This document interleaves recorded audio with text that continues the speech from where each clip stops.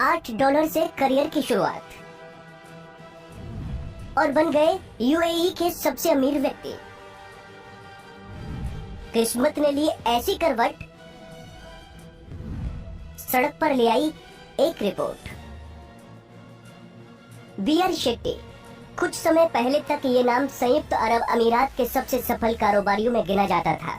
77 साल के शेट्टी यूएई में हेल्थ केयर इंडस्ट्री में बेशुमार संपत्ति बनाने वाले पहले भारतीय थे, लेकिन आज वो जाने जाते हैं तो अपनी कंपनियों पर $5 अरब के कर्ज, स्टॉक एक्सचेंज पर कारोबार से रोक और कई मुकदमों के लिए। उनके सितारे हमेशा से गर्दिश में नहीं थे।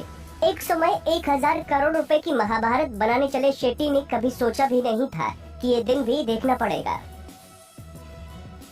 बड़े कारोबारी के तौर पर बीआर शेट्टी की कहानी 70 के दशक से शुरू हुई, जब कर्नाटक के तटीय इलाके से निकलकर $8 के साथ वो संयुक्त अरब अमीरात पहुंचे।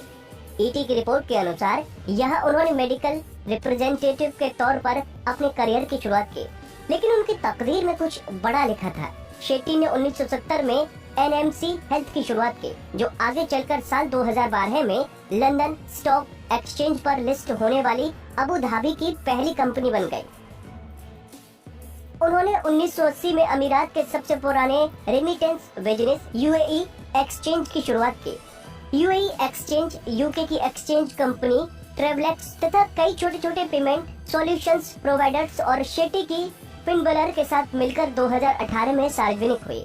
शेट्टी ने हेल्थ केयर और फाइनेंशियल सर्विसेज के अलावा hospitality, food and beverage, pharmaceuticals, manufacturing तथा रियल एस्टेट में भी हाथ आजमाए।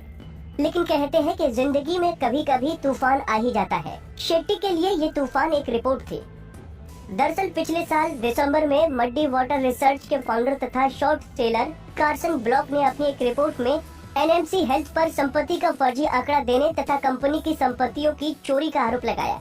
इसका परिणाम ये हुआ कि महज 3 महीने के बाद ही एनएमसी के शेयरों को लंदन स्टॉक एक्सचेंज पर कारोबार करने से रोक दिया गया और कुछ सप्ताह पहले कंपनी घोषणा की गई कि उस पर लगभग $5 अरब का कर्ज है।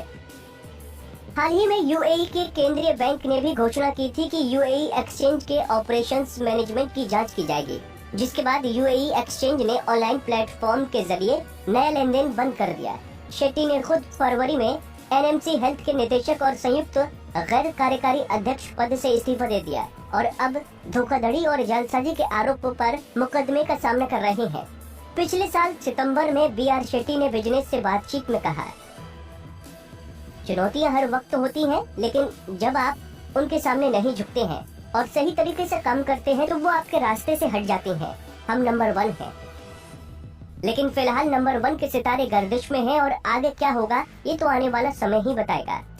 हमसे जुड़े रहने के लिए हमारे YouTube चैनल को सब्सक्राइब करें और नई वीडियो की नोटिफिकेशन के लिए बेल आइकन को दबाएं।